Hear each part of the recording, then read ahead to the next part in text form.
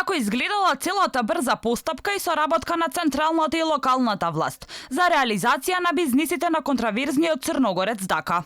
Подпредседателот на ВМРО ДПМН Николовски денеска со нова серија информации објави документи за патот или брзата трака, како што вели тој, за да се градат згради на земјиштето, бизнис вреден 200 милиони евра пари во џебот на Дака. Градоначалничката Арифи од ДУИ поднела барање за согласност за ДУП до Министерството за транспорт и врски. Го добили експресно, по само 7 дена, колку за споредба, граѓаните по месец дена чека за обични уверенија. Кога ќе се направи споредба за што приложувам документ, се гледа дека во претходниот план скоро и да не се предвидени згради, а во овој кој се носи тоа е скоро пола. Во претходниот не се предвидени деловни простории, а во новиот тоа е скоро 1/4.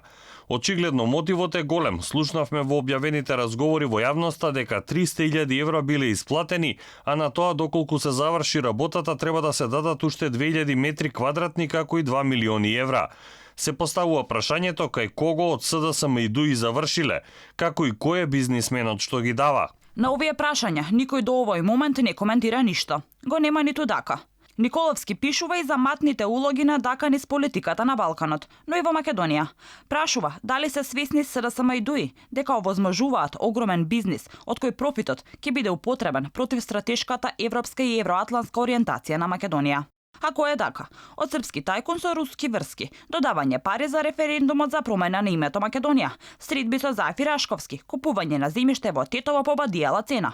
Вака накратко, според дел од медиумите, изгледа резимето на црногорскиот бизнисмен. Медиумите од регионот пак го опишуваат како проруски бизнисмен кој ги финансирал противниците на Мило Ѓукановиќ, но и низа други работи кои прават тектонски поместување на Балканот. Името на Дака во Македонија за прв пат јавно се спомна минатата година, а е поврзано со референдумот на кој се промени името на државата. Потоа на интернет се појавија разговори во кои според објавувачот се слушаат гласовите на Зоран Милевски Кичеец и Дака.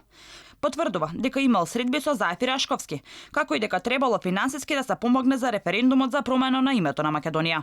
Покрај ова, според аудиобомбата, Дака со Рашковски и Зајф договарал да го добие просторот на Јелак во Тетово, кој е голем неколку илјади метри квадратни во непосредна близина на центарот на градот.